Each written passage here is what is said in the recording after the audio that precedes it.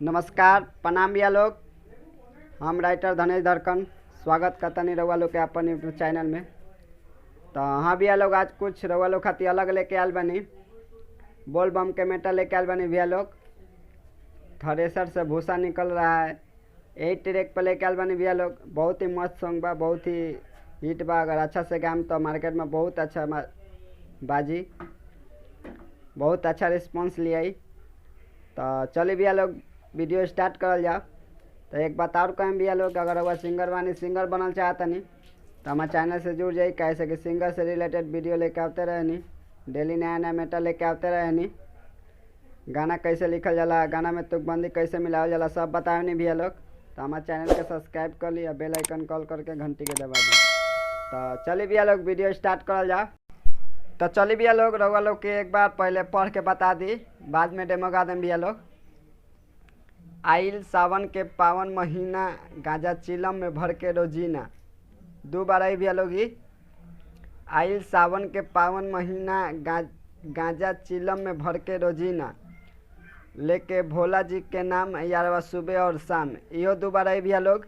लेके भोला जी के नाम यारवा सुबह और शाम, पी के गांजा भांग सबे डोली रे। तो एगो एजा कोरस रही भैया लोग। कोरस लड़के बोली कि एगो बिरिया धराओ ना। तो जो सिंगर रहेगा वो बोलेगा ए चुप, सावन ना चल रहा है रे। तो फिर वो लड़का बोलेगा हाँ तो सावन भर चिलम खाली चली रे, बीड़ी के नाम ना केहू लिही रे। तो चली भैया लोग, रउआ लोग के डेमो गा के सुना दी। बहुत ही प्यारा सॉन्ग बा, स्पष्ट हो जाई, रउआ लोग के बहुत पसंद आई। आइल सावन के पावन महीना, गांजा चिलम में भर के रोजीना। ए बम आइल सावन के पावन महीना, गांजा चिलम में भर के रोजीना। लेके भोला जी के नाम यारवा सुबह और शाम। लेके भोला जी के नाम यारवा सुबह और शाम, पी के गांजा भांग सभे डोली रे।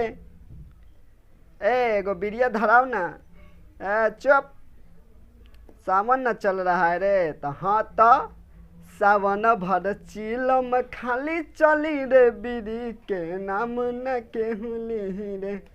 सावन भर चिलम खाली चली रे, बीड़ी के नाम न केहू लिही रे। तो उम्मीद करता नहीं भैया लोग, रउआ लोग के मैटर अच्छा लगल हो। अच्छा लगल तो एगो वीडियो के लाइक कर दी लोग भैया लोग। लाइक करके एगो वीडियो के शेयर कर दी लोग भैया लोग। शेयर कर दी लोग, कुछ आगे तक पहुँचे भैया लोग। हाँ, ये सॉन्ग जे सिंगर भाई के चाहिए डिस्क्रिप्शन में नंबर दियल बा, कॉल कर सकलन। व्हाट्सअप नंबर भी डिस्क्रिप्शन में बा, मैसेज भी कर सकलन, कोनो दिक्कत नहीं है भैया लोग। अगर हमारे चैनल पर नया बने तो हमारे चैनल का सब्सक्राइब कर ली।